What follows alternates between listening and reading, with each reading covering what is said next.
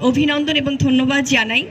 আর ভূমিকম্পে কি করতে হবে সেটা আমরা ইতিমধ্যে কিছুটা হলেও জানি, যে ভূমিকম্পে আমরা তাৎক্ষণিক সময় খুব একটা আতঙ্কিত না হয়ে খোলা জায়গায় যাওয়ার চেষ্টা করব। স্পেশালি যারা স্কুলে, আমাদের প্রাণপ্রিয় শিক্ষার্থীরা, আমাদের বাবা মায়েরা কিন্তু সন্তানকে সবচেয়ে বেশি ভালোবাসে। সো তারা একটা অনিশ্চয়তার মধ্যেই দিন কাটাচ্ছে যে যেহেতু এটা ফ্রিকোয়েন্টলি হচ্ছে, সো কী করবে। সেক্ষেত্রে কিন্তু আমরা সবাই হুড়োহুড়ি করব না। যদি ভূমিকম্প আমরা যখনই ফেস করি, আমরা ক্লাসের টেবিলের নিচে নিজেদেরকে সেভ করার চেষ্টা করব, ভারী গ্লাস বা জানালার আশেপাশে থাকবো না। আর যারা কিচেনে থাকবে, স্পেশালি বাসাতে, তারা যেন গ্যাসের চুলাটা বন্ধ রাখে।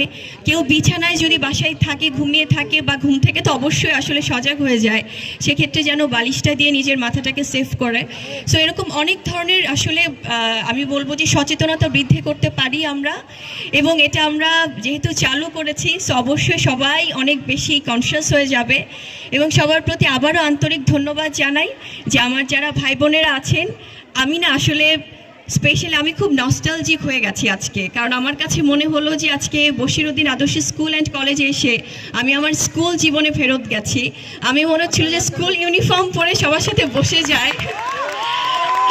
সো অনেক অনেক ভালোবাসা, লাভ ইউ অল। প্লিজ আমার জন্য সবাই দোয়া করবেন, আমি যেন বরাবরই আপনাদের মাঝেভাবে আসতে পারি এবং এত সুন্দর কিছু মুহূর্ত কাটাতে পারি। Thank you so much everyone, thank you.